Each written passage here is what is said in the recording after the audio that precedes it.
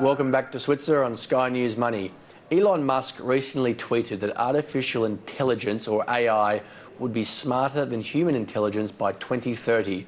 Some experts say artificial intelligence, or AI, is coming sooner and robotics will soon replace the work now being done by humans. However, my next guest disagrees and says that jobs are not in danger yet.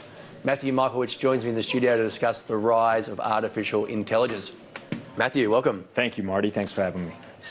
So, for those that don't know, yes, tell us a bit about your business and the different things that you're involved in. Sure. So I actually grew up in artificial intelligence. My father was a professor of AI, so every day since the age of 6, I would go to the university, wait for him to finish, and listen to, in the background, conversations with PhD students or professors around machine learning, neural networks, the Turing test, and so on.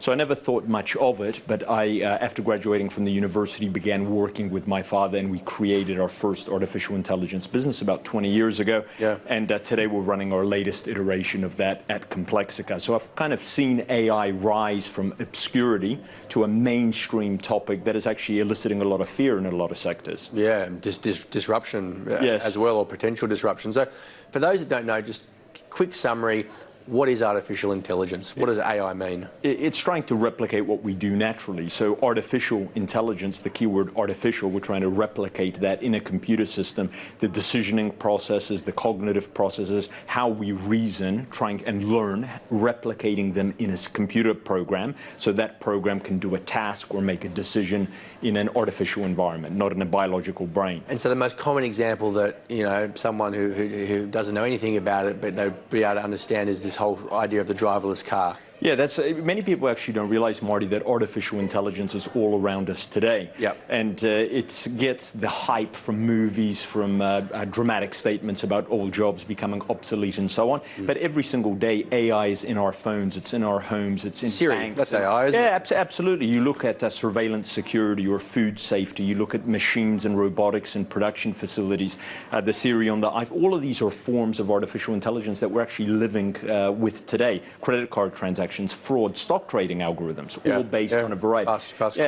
But the hype has gravitated towards this concept of, hey, it's going to rise, become conscious, eliminate jobs, and so forth. It reminds me of when the dot-com bubble came. It said that the e-commerce revolution would kill all retailers. There'd be no need for shops. And so that turned out to be false as well. Yeah. So I think humans enjoy the interaction with other humans, and I think it's a fallacy to make wild, sweeping statements about elimination of sectors. So let's talk about one of those wild, sweeping statements by someone who's got runs on the board, but he does make some big calls, and you know, the great Elon Musk. Yes. There was a study done recently, I think, by a number of Yale professors, and it went along the lines of that by 2060,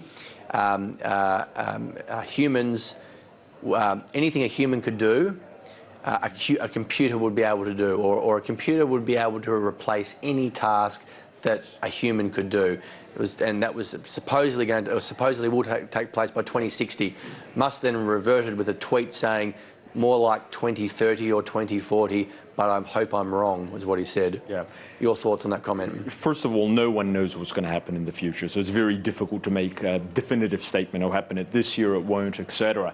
My observations, however, I remember in the 80s, there was a huge promise of artificial intelligence. There were statements that by the end of the 1980s, we'd be able to replicate the human brain, do all of the processing. All of that turned out to be false, and AI turned out to be much further away than we had anticipated.